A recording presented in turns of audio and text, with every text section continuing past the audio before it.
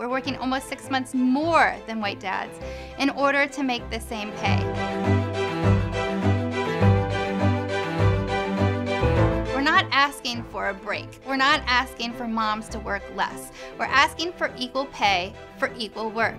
72% of our GDP is based on consumer spending, and women and moms make upwards of 80% of our consumer decisions. So that means that when we don't get paid equally for our work, when we don't have money in our pocketbooks to spend, then actually the whole economy suffers. We spend less in the grocery stores, in the local stores, and on being able to buy our children things like shoes. When my son was born, he had an immune deficiency that meant that he couldn't go to childcare. And I had always been told by my mom, who was a single mom for most of my childhood, to never ever have to rely on somebody else to put food on a table and roof over my and my kids' heads. And there I was, having to take an unplanned departure from the labor force. I lost my job-linked health care. I lost, obviously, my pay. And I thought, wow, if this had happened to my own mother, this might have been a flat-out disaster. So what I did was I called the US Census because I felt so alone in that moment in motherhood, where I was out of the labor force, I was isolated, I had this young child.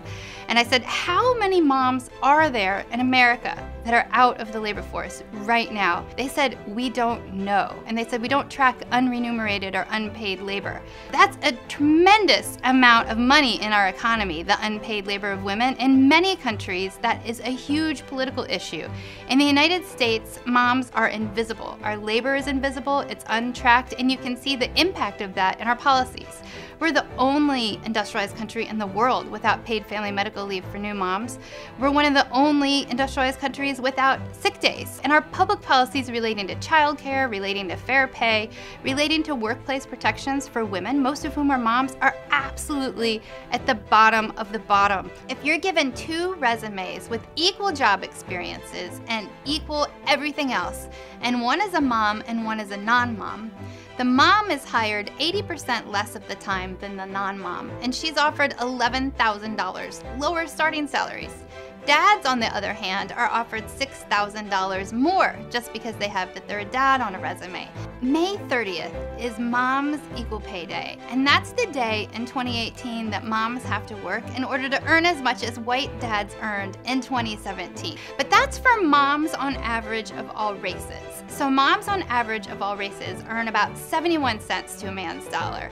But when you really dig down, you learn that black moms are earning 54 cents to a white dad's dollar, and Latina moms are earning just 46 cents. Right now, we're seeing things like paid family medical leave passed in state legislatures across the country. We're seeing things like Equal Pay Opportunity Acts passed.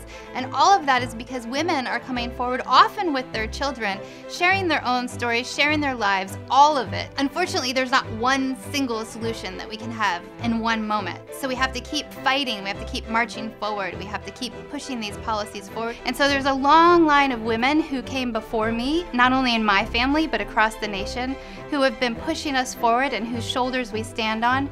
And my mom is one of them for sure. And her hopes and her dreams for equality for women and equality for all people are what keep me going.